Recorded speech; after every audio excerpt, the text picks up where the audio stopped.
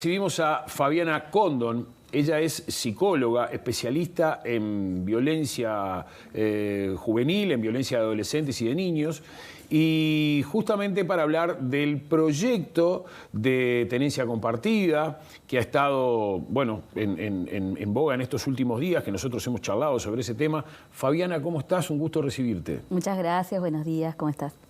Cuando nosotros decimos que sos especialista en violencia infantil y juvenil, ¿eso quiere decir que vos trabajás en el terreno? ¿En dónde? ¿En qué organización? Yo trabajo en la ONG El Paso, soy parte de una organización social que desde su fundación atiende niños, niñas y adolescentes y mujeres que viven situaciones de maltrato, de abuso sexual, de explotación sexual y de trata con fin de explotación sexual. Bien. Sí, trabajo directamente con las personas que viven, que sufren estas situaciones. Y justamente desde tu experiencia es que vos te parás firmemente en contra de este proyecto, que ahora vamos a contar las vicisitudes legislativas que ha tenido en estas últimas horas, pero te parás a enfrentarlo. Sí. ¿Por qué concretamente?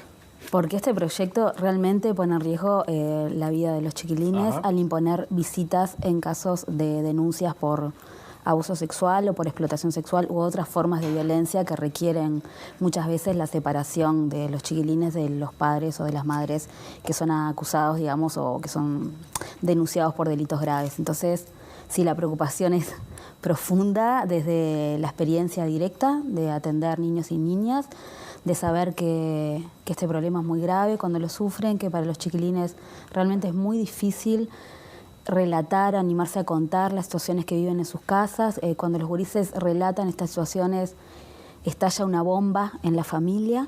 A muchos gurises les cuesta contar porque quienes abusan sexualmente o los padres o las madres que contribuyen a la explotación sexual, o sea, que entregan a sus hijos para ser explotados por otras personas, son chiquilines que están viviendo infiernos realmente adentro de sus casas, situaciones tremendas. Yo sé que a la sociedad todas nos cuesta pensar que puede haber un padre, un padrastro o una madre que cometa hechos tan graves hacia sus hijos, pero sí los hay. El año pasado fueron más de 1000, o sea, cientos de chiquilines, que fueron atendidos por el sistema de protección porque vivían situaciones de abuso sexual crónicas en sus casas.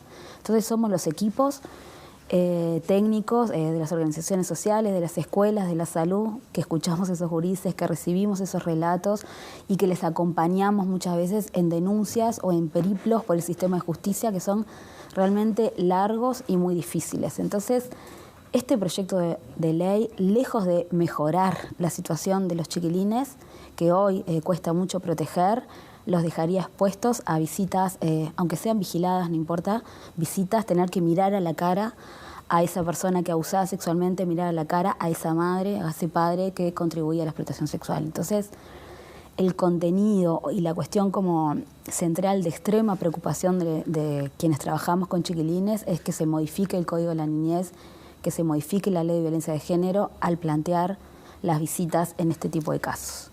Es como de las cuestiones como más graves. Actualmente existe la tenencia compartida. Como posibilidad, por supuesto, o sea, la tenencia compartida es una opción. Y quizás es lo que más se ve. Primero todos sabemos, o sea, conocemos muchas situaciones de parejas que se separan y es lo que acuerdan para sus hijos, cuando muchas veces van a la justicia a ratificar ese acuerdo de la tenencia compartida. Y es verdad que sí, que hay otros que no se ponen de acuerdo, digamos, y empiezan, bueno, los periplos, digamos, por la justicia. Pero es una opción hoy en nuestra legislación vigente, o sea, es una opción de los acuerdos en la vida cotidiana de las personas.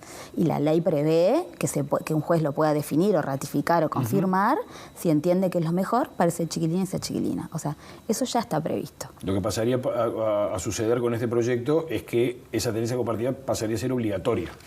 No, eso lo modificaron un poco, o sea, plantearon que hay que revisar y hay que considerar otros parámetros para escuchar si es lo mejor para los chiquilines, pero, por ejemplo, dentro de los parámetros a considerar, no colocan la violencia. Entonces, por eso nos parece gravísimo, en primer lugar, que bajo este título del proyecto de ley que parecería que todos estaríamos de acuerdo, corresponsabilidad en la crianza o tenencia compartida, subyacen, digamos, una serie de disposiciones que lo que hacen es poner en especial situación de riesgo a los niños y a las niñas que viven violencia, porque barre con todas las medidas de protección que se lograron, que se acordaron en la Ley de Violencia Basada en Género. Y Y quiero decir, y en el Código de la Niñez, en la Ley 19747, que fue una ley votada por unanimidad con todos los representantes de los partidos políticos en 2019. O sea, en esa ley, ahí se define que los niños y las niñas son víctimas directas de la violencia que viven sus madres, que hay que disponer medidas provisorias de protección. Sabemos y no nos podemos olvidar, por eso también estoy hablando de la preocupación directa porque hay niños que son asesinados, o sea, hace pocos días un papá asesinó a sus 2 hijos, en 2020 2 niños de Rocha fueron asesinados por su padre, ¿no? Que habían denuncias por parte de su madre hacia él. O sea, nos olvidamos de los niños que son asesinados por sus padres, nos olvidamos de los niños que entran a una emergencia médica por intento de autoeliminación, por vivir situaciones de abuso. Por eso la gravedad de modificar esta disposición que decía claramente que cuando un niño es víctima de violencia sexual, el Estado está obligado a protegerle provisoriamente, está obligado a no imponerle una revinculación, que una visita vigilada es una revinculación. Hay que garantizar protección para investigar adecuadamente. ¿Qué pasa con la posibilidad de que las denuncias, en el caso de violencia doméstica sobre todo, sean falsas? Que ese es un argumento que se aduce muchas veces desde quienes están a favor de este proyecto de ley. Nosotros lo que estamos planteando es que en primer lugar no están presentando evidencia de que exista denuncia falsa, o sea, no presentan datos. Acá no hay datos de denuncia falsa. En otros estudios como internacionales en general se plantea que en casos de abuso sexual se puede ver entre un 1 o un 2% de denuncias falsas. De todos modos, o sea, eso es investigable, porque o sea, se puede denunciar eso en la justicia penal y que se investigue si hubo falsedad o no, como en cualquier otra, ¿no? Como en otros delitos, de difamación o otros donde se denuncia en la justicia penal. Entonces, acá no hay datos, sí hay datos de la cantidad de situaciones de violencia y no podemos pensar, además, en desproteger a los niños y las niñas imponiendo visitas, ¿se entiende? Si fuese así, que hubiesen algunas situaciones donde hubieron demoras, donde hubieron injusticias, ¿no? Que también, ¿no? ¿Eso qué tiene que hacerse? Estudiarse, analizarse, pero no por eso limitar el derecho a protección que tienen los niños, que con este proyecto de ley se limita. Y además esas otras situaciones donde estos grupos o estas personas, como dicen, verse injustamente afectados, bueno, que se analice, que se estudie. Lo que nosotros sabemos que muchas de esas situaciones hay denuncias por violencia. Es verdad que muchas de las denuncias por violencia no llegan a una condena penal de los agresores, o sea, el condenar penalmente a los ofensores sexuales lleva mucho tiempo, ya sabemos. De hecho, si uno mira como las estadísticas, hemos visto situaciones donde se han protegido a niñas y niñas por las situaciones de abuso sexual y pasaron meses, 2 años para condenar penalmente a ese ofensor, ¿no? Entonces, el abuso sí existía, se demora o está demorando la justicia, o hay otros tiempos, digamos, para condenar penalmente, porque una cosa son los procesos de protección que corre por la justicia civil y hay que garantizar la protección de los niños, y otra, digamos, los procesos a nivel penal para encontrar la prueba para condenar penalmente. Pero que en el medio no podemos exponer a los niños. A los niños hay que protegerlos, incluso para garantizar una buena investigación. ¿Qué pasa con esas demoras de la justicia que pueden hacer justamente que esa injusticia con algunos padres se extienda en el tiempo? Es que las demoras están siendo un problema para todas las partes, ¿no? Porque las demoras tienen que ver con falta de recursos en el sistema de justicia. Eso lo hemos denunciado hace mucho tiempo. Las organizaciones lo plantea el propio sistema de justicia, ¿no? La Fiscalía. O sea, se necesita fortalecer los recursos del sistema de justicia para que la ley vigente hoy se cumpla en los mejores términos para todas las partes.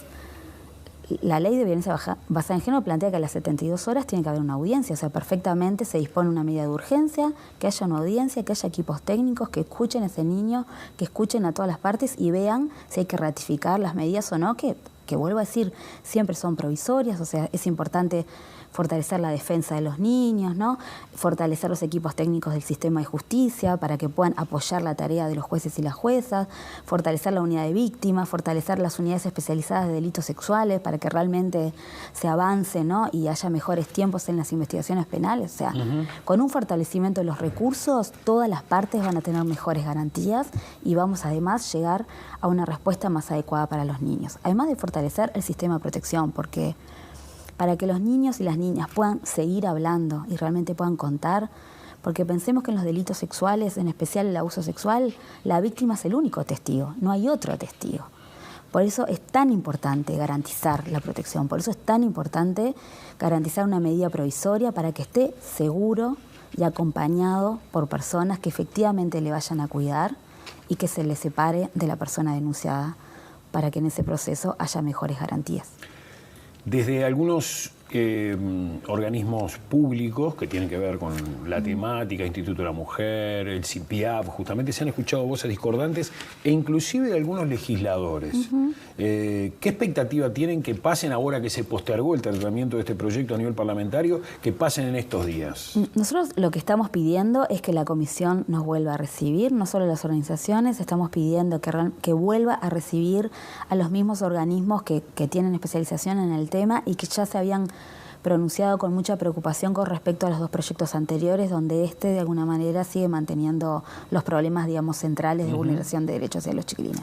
Estamos pidiendo que el Parlamento avance en esta discusión, pero que avance con un mayor cuidado hacia los niños y las niñas, que avance escuchando a los especialistas en el tema, que vuelva a escuchar a UNICEF, que vuelva a escuchar a los magistrados, que vuelva a escuchar a los defensores, que vuelva a escuchar a la academia, a las organizaciones que venimos trabajando día a día con los chiquilines, que vuelva a escuchar al CIPIAB. El Consejo de Niñez también se había pronunciado con mucha preocupación con el proyecto anterior, porque en la forma y en los contenidos sigue vulnerando gravemente los derechos de los chiquilines. Entonces, esta es una discusión sobre los procedimientos, pero en lo concreto yo vuelvo a insistir desde el lugar nuestro del trabajo, es una preocupación profunda porque pone en riesgo las garantías de protección hacia los chiquilines. Entonces esperamos que realmente se tome esto no como una disputa partidaria, sino como la oportunidad de profundizar en la respuesta de protección hacia los chiquilines. ¿Tienen expectativas ciertas de que esta ley termine, este proyecto termine no siendo aprobado? ¿Hay posibilidades con algunos pronunciamientos que ya ha habido de parte de algún sector del Partido Colorado, de parte del Partido Independiente?